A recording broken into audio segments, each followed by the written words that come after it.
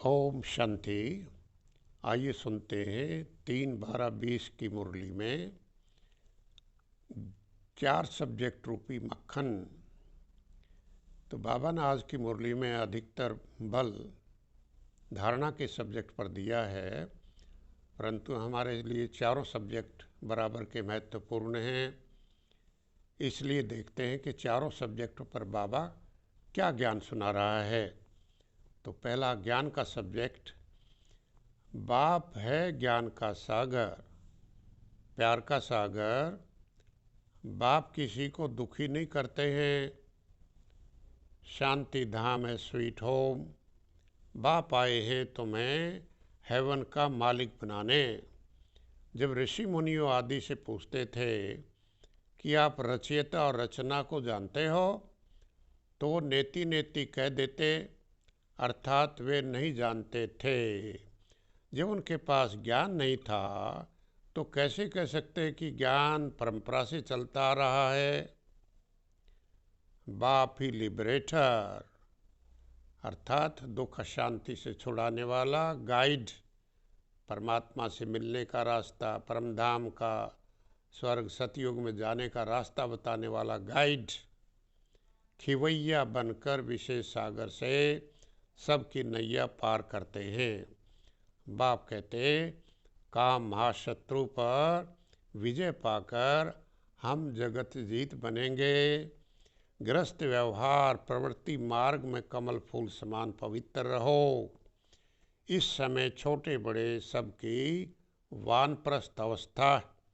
श्रीनाथ व जगन्नाथ दोनों को काला बनाया है। जगन्नाथ मंदिर में देवताओं के गंदे चित्र हैं। वहाँ सिर्फ चावल का भोग लगाते क्योंकि साधारण है ना।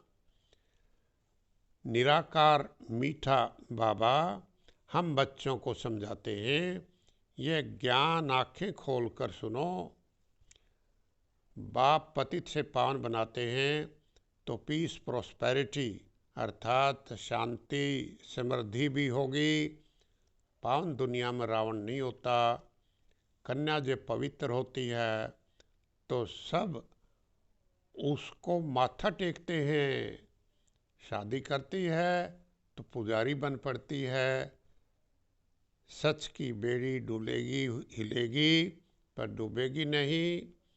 भगवान वाच, मैं तुम्हें राजाओं का राजा बनाता हूँ। बाप हम पतितों को हर 5000 वर्ष के बाद आकर पढ़ाते हैं और उच्च बनाते हैं।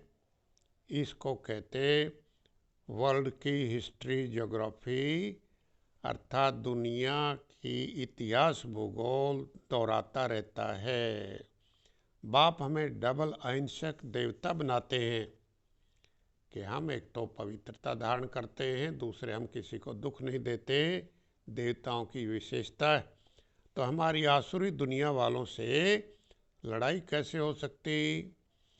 वर्षा लौकिक और पारलौकिक बाप से न कि अलौकिक बाप से मिलता है। वर्षा हमें ब्रह्मा बाप से नहीं मिलता है, या तो लौकिक बाप से मिलता है या पारलौकिक बाप परमात्मा से वर्षा मिलता है। मनुष्य लक्ष्मी की पूजा करते हैं, उनसे पैसे की भीख मांगते हैं। अम्बा तो विश्व का मालिक बनाती है।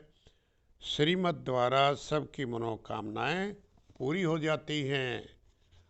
अब देखते हैं याद के सब्जेक्ट पर, योग पर बाबा क्या कह रहे हैं। जो बाप तुम्हें विश्व का मालिक बनाते, ऐसे बाप को क्यों नहीं याद करेंगे।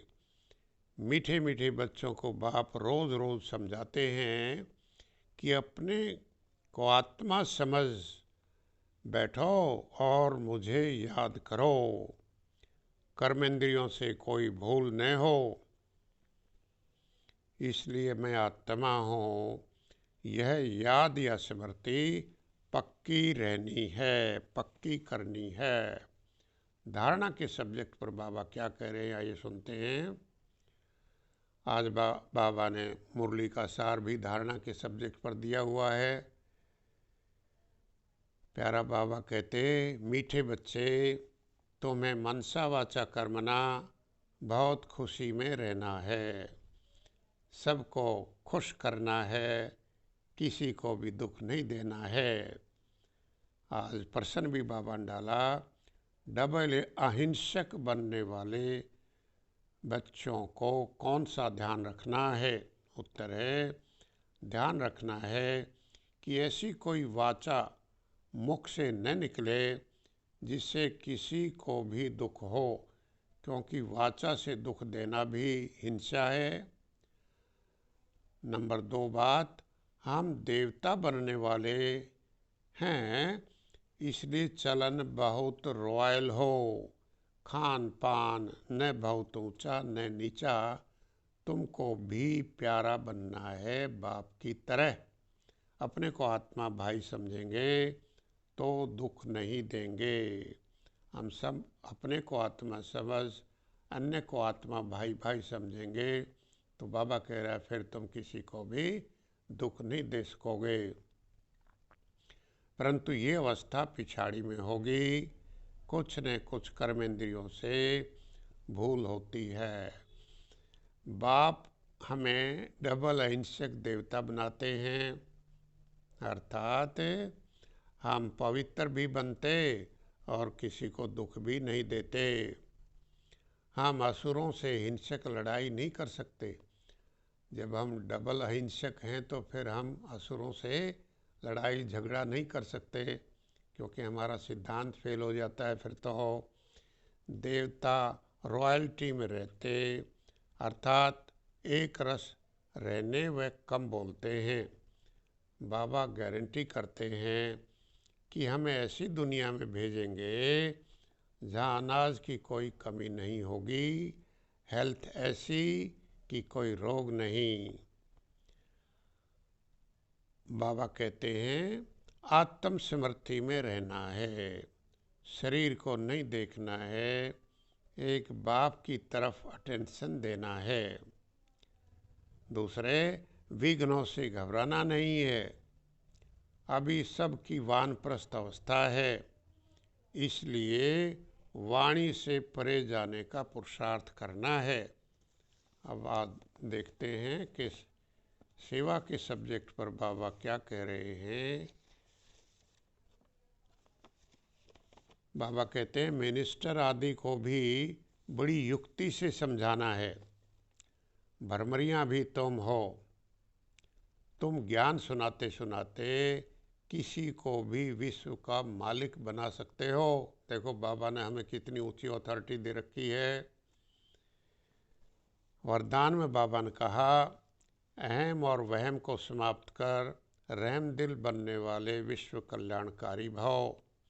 कैसी भी अवगुण वाली, कड़े संस्कार वाली, कम बुद्धि वाली, सदा गलानी करने वाली आत्मा हो, लेकिन जो रहम दिल विश्व कल्याणकारी बच्चे हैं, वे सर्व आत्माओं के प्रति लवफुल के साथ साथ लवफुल भी होंगे, अर्थात वे प्रेम स्वरूप होते हुए भी अपनी धारणाओं पर पक्के रहेंगे। कभी भी बहस में नहीं आएंगे कि यह तो बदल ही नहीं सकते। हम किसी के बारे में धारणा बना लेते हैं, किसी पर बहुत कड़े संस्कार हैं, बुरे विचारों वाला है, ये बदल नहीं सकता, तो बाबा कहता है नहीं, ऐसा नहीं है। कभी भी बहस में नहीं आएंगे कि यह तो बदल ही नहीं सकते, ये कुछ नहीं कर सकते, मैं ही सब कुछ हूँ। इस प्रकार का हेम और बहम छोड़ कमजोरियों को जानते हुए भी क्षमा करने वाले रहम दिल बच्चे ही विश्व कल्याण की सेवा में सफल होते हैं। बाबा ने स्लोगन दिया है, जहाँ ब्राह्मणों के तन मन धन का सहयोग है वहाँ सफलता साथ है। फिर सुनेंगे, जहाँ ब्राह्मणों के तन मन धन का सहयोग है वहाँ सफलता साथ है। अच्छा, ओम शांति।